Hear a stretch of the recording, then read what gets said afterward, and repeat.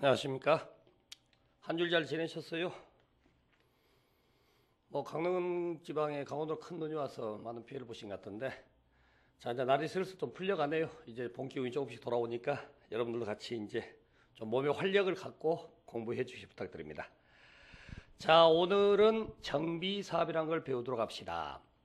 여러분들이 이제 지난주에 학습하셨던 게 도시 개발 사업이라는 거죠. 그래서 이제 새로운 도시 건설에 관계되는 부분이다, 이렇게 이해를 하시고, 오늘 이제 배우셔야 할 학습은 이제 정비 사업이라고 해서 이미 건설되어 있는 도시적 안에서 일정한 건축물이 노후 불량성을 띠는 부분이 있죠. 바로 이제 그 부분을 뜯어 고치는 사업을 우리가 정비 사업이다, 그렇게 칭하게 되는 겁니다. 바로 이제 그런 부분에서 그 내용을 좀 살펴보도록 합시다. 여러분, 교재가 지금 314페이지, 315페이지 영역이죠. 자, 정비사업이 이제 네 가지 정비사업이 있게 되는데, 그 교재 왼쪽 아래쪽에 그 날개 부분의 주의라는 부분 먼저 보시기 바랍니다. 우리가 지금 배우는 이 정비사업도 결국에는 국토계획법에서 출발했던 사업이라는 의미를 거기 쓰고 나오네요. 자, 우리가 국토계획법에서 도시관리계획 결정이라고 해서 용용기도지 이렇게 이제 앞붙여 따서 칭하기로 했던 거죠. 그 네 번째가 뭐예요? 네 번째가 도시개발사업 및 정비사업에 관한 계획이다, 그렇게 돼 있죠. 그래서 관리계획 결정상의 네 번째 정비사업에 관한 계획부터 해서 바로 이제 오늘 배우는 정비법으로 연결이 된다, 그 얘기를 쓰는 거죠.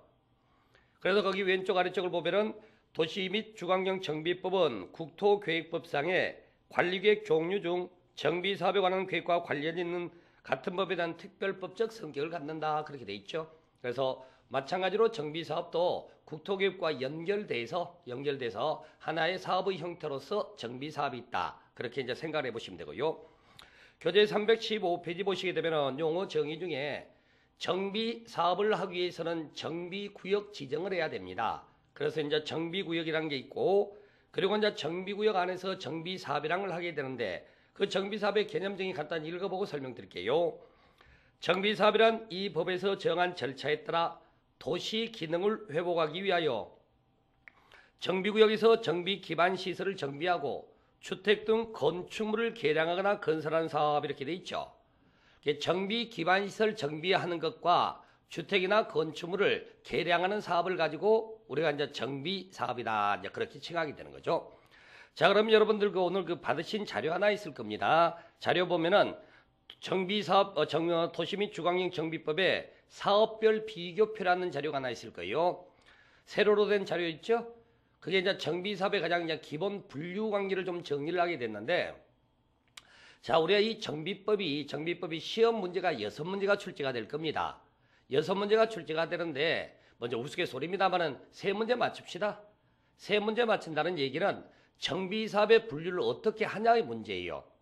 정비사업의 분류만 잘 돼 있어도 여러분들이 기본적으로 우리가 점수 따를 수 있는 것도 있으니까 먼저 사업을 분류한다는 기준에서 그 내용을 먼저 파악을 하고, 그리고 나머지는 이제 조문이라든지 지문으로 해결한다, 이렇게 생각하시면서 좀 공부를 해주시기 부탁드립니다.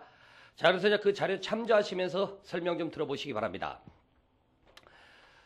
자, 현재 우리가 이제 배우는 사업 내용들을 보게 되면은 도시계획 사업의 일종으로서 배우시게 되는 거예요. 도시계획 사업이라는 게 있다는 거죠. 도시계획 사업으로서 종류가 3가지가 있죠.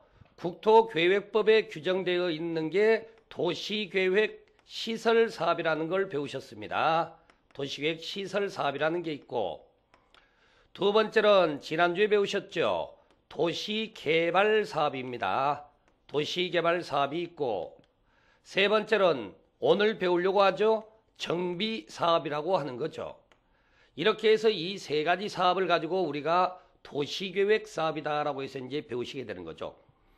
그 중에서 이제 정비사업으로 이제 들어가네요. 오늘 정비사업으로 들어가는데, 정비사업이 현재 4가지로 구성되어 있습니다. 정비사업이라는 것 자체가 4가지로 구성돼서 첫 번째 배우시는 사업이 주거환경 개선 사업이라고 그래요. 약칭으로 쓰겠습니다. 주거환경 개선 사업, 이렇게 돼 있고, 두 번째는 주택 재개발 사업이라고 그러죠. 재개발 사업이다라는 거죠. 주택 재개발 사업이 있고, 세 번째는 주택 재건축 사업이 또 있죠. 주택 재건축 사업, 네 번째는 도시환경 정비 사업 이렇게 돼 있네요. 이 네 가지 사업을 가지고 우리가 이제 정비 사업이다라는 명칭으로 해서 내용을 이제 파악하시게 되는 겁니다. 자, 그럼 여러분 거기 한 장짜리 자료, 첫 번째 자료 보시게 되면 그 사업별 비교표 보시죠. 자, 현재 정비 사업이라는 게 2003년 7월 1일부로 이제 시행되는 내용입니다. 그러면 그 이전에는 이런 게 없었느냐? 그 이전에도 이러한 유사한 사업의 내용이 다 있었죠. 그래서 이제 거기 자료를 보시게 되면 과거의 내용 제일 왼쪽에 있는 부분이죠. 기억하지 마세요. 이제 의미만 알고 하시라는 거지. 과거에 도시 저소득 주민의 주거환경 개선을 위한 임시조치법이라는 법이 있었어요. 세로로 된 한 장짜리 자료 있습니다. 정비사업별 비교표라고 하는 자료 있었죠. 바로 이제 그거 보시는 거예요. 그래서 도시 저소득 주민의 주거환경 개선을 위한 임시조치법이라는 법이 있었고 그 법률 안에 주거환경 개선 사업이라고 해서 달동네 사업이라는 게 있었어요. 그 다음에 두 번째는 도시 재개발법이라는 법이 있었고 재개발법상의 재개발 사업이 세 가지가 있었어요. 주택 재개발 사업이 있고 아래쪽에 도심 재개발, 공장 재개발을 해서 세 가지 재개발 사업이 있었다는 거죠. 그 중에서 도심 재개발과 공장 재개발 사업을 통합을 합니다. 통합을 해가지고 현재의 무슨 사업이 되느냐? 도시환경 정비 사업 이렇게 만들어졌다고 보시면 되는 거죠. 그 다음에 주택건설 촉진법에 재건축 사업이라는 것도 있었어요. 그 재건축 사업을 정비 사업으로 끄집어오게 됩니다. 그래서 과거에 여러 개의 법률에 흩어졌던 사업들을 하나의 사업으로 통합을 하게 됩니다. 그래서 이제 정비 사업이라는 명칭을 사용해서 통합을 했다 그렇게 보시면 되는 거죠. 그 과정에서 우리가 나머지 사업들이 일반적으로 다 공공성을 띠고 있는 사업인데요.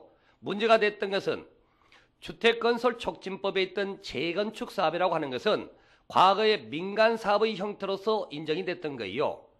이게 정비법으로 넘어오는 거죠. 정비 사업이라는 게 이제 공공성을 띠는 사업으로 도시계획 사업 일종이 됐기 때문에 그래서 주택 재건축 사업의 경우에 민간 사업에서 공공 사업으로 성격이 전환되는 과정 속에 민간 사업적 요소가 좀 남아있게 되는 겁니다.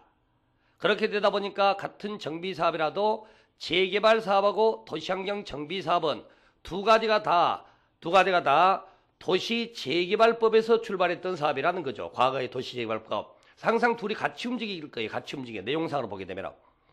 그 다음에 이제 재건축 사업만 옆에 있는 주택건설 촉진법에서 넘어오다 보니까 구별이 되어 있다고요. 그래서 내용을 여러분이 공부할 때는요. 재개발 사업을 공부하게 되면은 도시환경 정비 사업은 같은 형태라고 이해를 하시고 그리고 이제 상대적으로 비교 대상으로 삼는 것은 재개발하고 재건축이 서로 비교 대상이다. 바로 그런 형태로 해서 이제 구별이 있어야 된다. 그걸 미리 말씀 좀 드리는 겁니다. 자, 그러면 이제 첫 번째 내용이 뭐냐면은 이 네 가지 정비 사업의 분류 기준이 있어요. 어떤 경우에 주거환경 개선 사업을 하고 어떤 경우에 재개발, 어떤 경우에 재건축 사업을 하는지 바로 이제 그 사업의 구별을 지금부터 이제 배우시게 될 겁니다.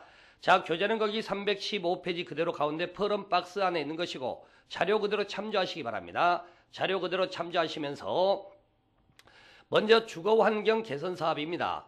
주거환경 개선 사업의 경우에 어떤 경우에 이루어지는 거죠? 저소득층 주민의 집단 거주지네요. 그리고 그 지역의 정비 기반 시설이 극히 열악하다는 표현이 나옵니다. 자, 중요한 단어 아닙니다. 들어만 먼저 보세요. 좀 이따 설명드릴 테니까. 극히 열악하고 노후 불량 건축물이 과도하게 밀집되어 있다라고 하네요. 바로 이런 지역에서 이루어지는 사업을 뭐라고 그래요? 이걸 주거환경 개선 사업이다. 그렇게 말해요.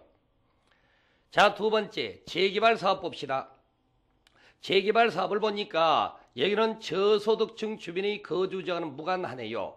그러면서 이 지역은 기반시설이 열악합니다. 기반시설이 열악한 상태고 그리고 노후 불량 건축물이 밀집되어 있어요. 밀집되어 있는 상태에서 하는 사업을 우리가 재개발 사업이다라고 부르고 그 다음에 재건축 사업입니다. 재건축 사업도 마찬가지로 저소득층 주민이 거주에 무관하고 그 대신에 이 지역은 기반시설은 양호합니다. 기반시설은 양호한데 노후 불량 건축물이 밀집된 지역에서 하는 사업, 이것을 가지고 우리가 재건축 사업이다 그렇게 이제 말하고, 그 다음에 마지막에 도시환경 정비 사업이라는 것은 여기 보세요. 과거에 우리가 도시 재개발법상의 도심 재개발과 공장 재개발 사업을 통합한 게 현재의 도시환경 정비 사업이라는 거예요. 그러다 보니까 상공업지역 안에서의 토지의 효율적 이용이라든지 또는 도심 부도심에서의 기능 회복이나 상권 활성화 등이 필요한 지역에 사는 사업을 뭐라고 그런다? 도시환경 정비 사업이다 그렇게 말한다는 거죠. 이런 형태로 해서 일단은 이제 네 가지 사업의 이제 기준이 설정이 됐는데, 자 이제 어차피 이 자체가 시험에 나옵니다. 사업의 기준이 시험에서 이제 물어봐지는데 알아야 될 것만 정확히 아시면 됩니다. 자 그럼 알아야 될 걸 말씀드릴게요. 주거환경 개선 사업이라는 게 우리가 이제 사회적 표현에 따른 달동네 사업이라고 하는 겁니다. 그러면 여러분들이 달동네가 어쩌면 경제적 능력자들이 아니면 고소득층이 거주하는 데는 달동네라고 칭하지 않죠. 그래서 저소득층 주민이 집단 거주지가 되는 거예요. 일단 저소득 집단 거주지가 되고, 달동네가 기반시설이 완비된 거 보셨습니까?